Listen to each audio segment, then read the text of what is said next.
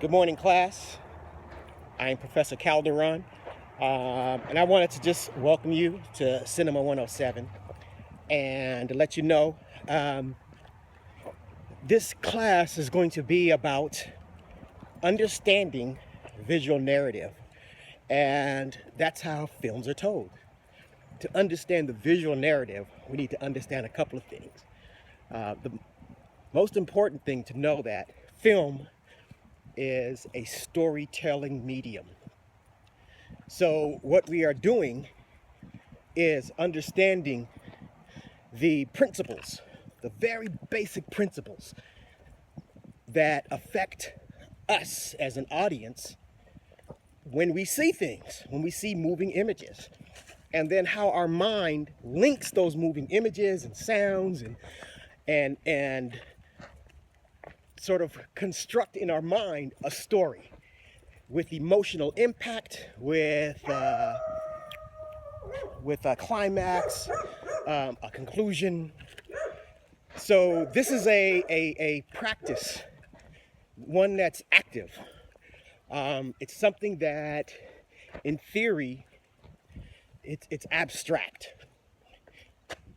It's hard to put your thumb on, in theory.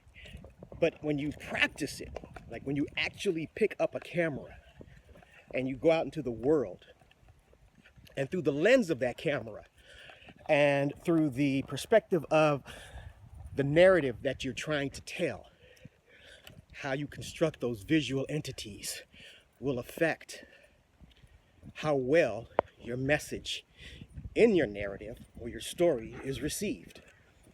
So directors often will come up with a plan, sort of, for their movie, okay, on several levels.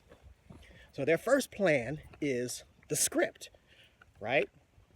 You have 120 pages of text, and this text tells a story. The screenwriter has thoughtfully plotted a story with moments of intense conflict, struggle, comedy. And these moments, excuse the dogs in the background, these moments should be highlighted, how do I say it, with a visual structure. To shoot without some sort of structure in mind is sort of like driving across country without a map and taking just roads, often that are, hey, how's it going? Neighbors. Taking roads often that are not traveled at all. So you're just sort of haphazardly putting it together.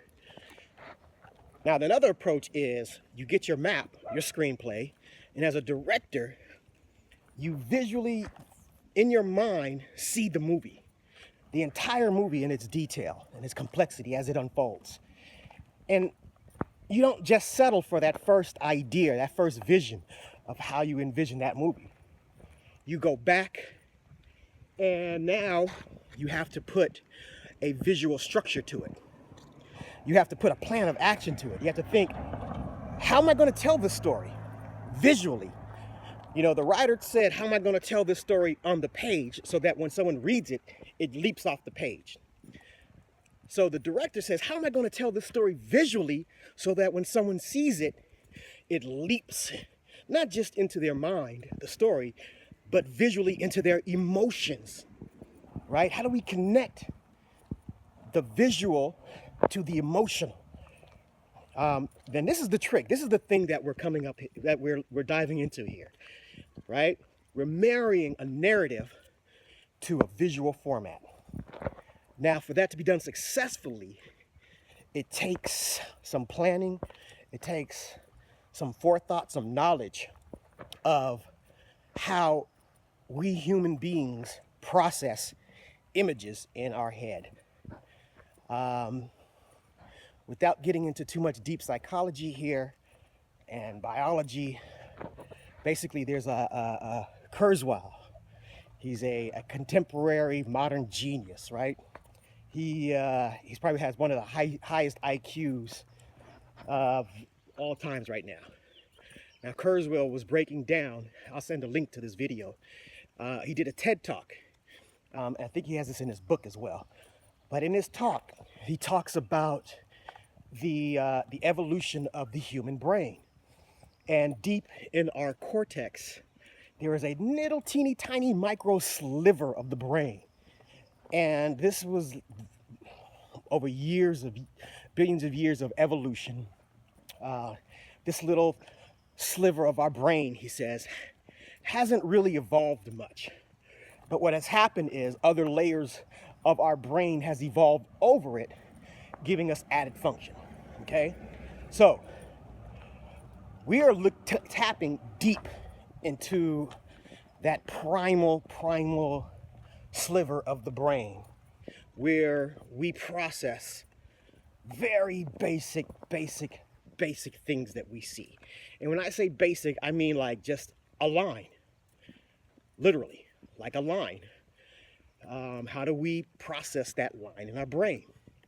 So you think early animals, their brains were not complex at all. So all they had to go off of was lines and shapes, contrast. And based off of that, they developed their fight or flight response. This is very important, fight or flight. So that fight or flight response is triggered in the very early animals by simple shapes, right? And that's how they've learned to adapt. If, like, say you're a grasshopper, right?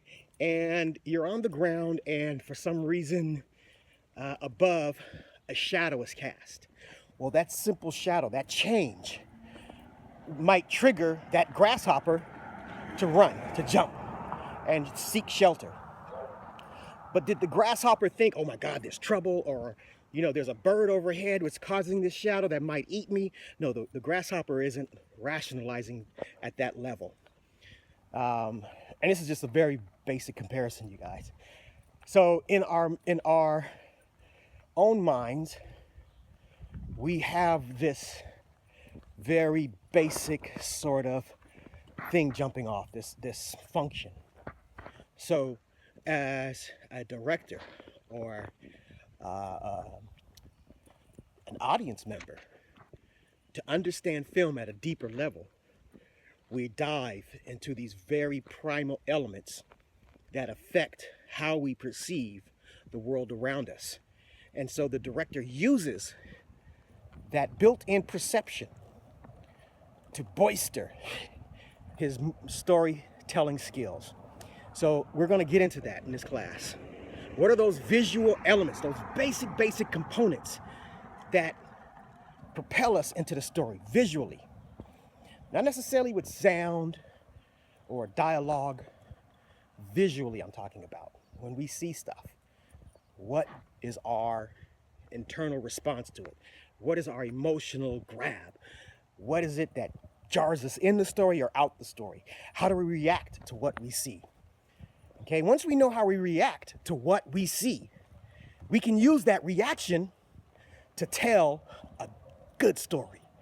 Okay? And it does make a huge difference. A huge difference. My